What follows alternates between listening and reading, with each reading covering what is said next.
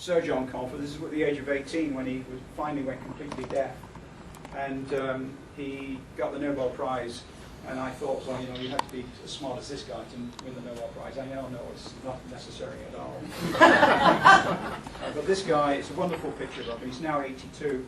But I just show you what he said. It may seem odd that a system of knowledge based on doubt could have been the driving force in constructing modern civilization.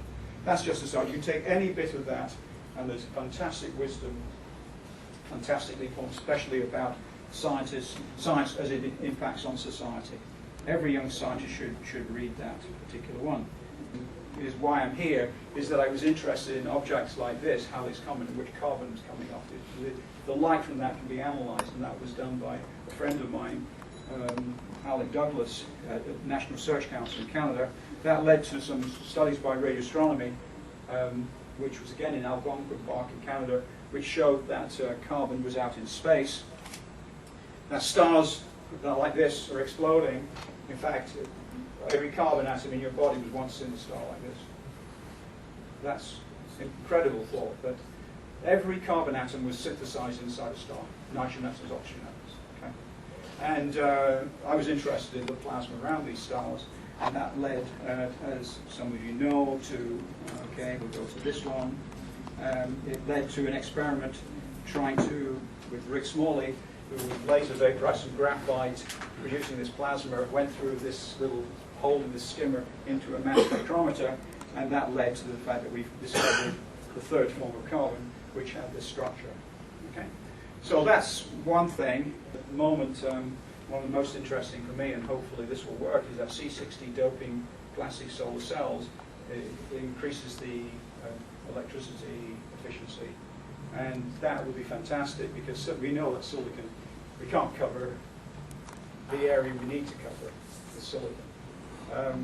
If you recognize that we use about, it takes 1 million years to produce it took 1 million years of living systems to capture all the light from the sun and process it over millions of years into oil for 1 year's worth of fuel. Okay, we're using about 1 million years worth of fossil fuel a year.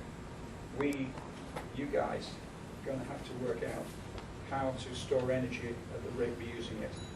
So that's a problem. We build things out of nuts and bolts, and I don't think kids today can really find toys that have that close relationship between the toys and the world. Cars, the bicycles, and other things. I mean, it teaches you to put a nut and bolt together without misthreading it. That's a skill. It gives you a feel for materials, it seems to me. And I had this, and my problem gave it to me, and I built things. And this isn't mine, but this is a beautiful model, but you can build it the way it works. And I think one problem is that kids have mobile phones and all these things, and they've no idea how it works. I mean, so my first radio I made myself. And I won another one in a competition called the Blue Cheese competition. And I think you had to do a little competition. I did some little drawings, and I got I think I've got a radio.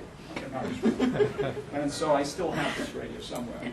And of course, when it went wrong, you unscrewed the back, and you looked at the valves, and the fourth valve on the right was out, and you replaced it. So kids could get an understanding of how, well, at least some understanding how it works. And you take a valve, and you look in the book, and you start to have a direct way into electronics in a way you don't with these things. And I think that's what we're talking about just now, and I think it's a problem. I've got a website where you can see 4 fantastic lectures by Richard Feynman. You can see interviews with Nobel Prizes. You can see lectures on nanotechnology. You can see careers programs for young scientists who want to know what it's like to a day in the life of a young scientist or engineer. And these are lectures. We've actually pioneered a new concept in TV debate, which is that participants should actually understand the subject. We get over 500,000 viewers on BBC, which is at that time is over 13%. We've got, in some cases, up to 10% of the population. We've got snapshots, day in the life of young people.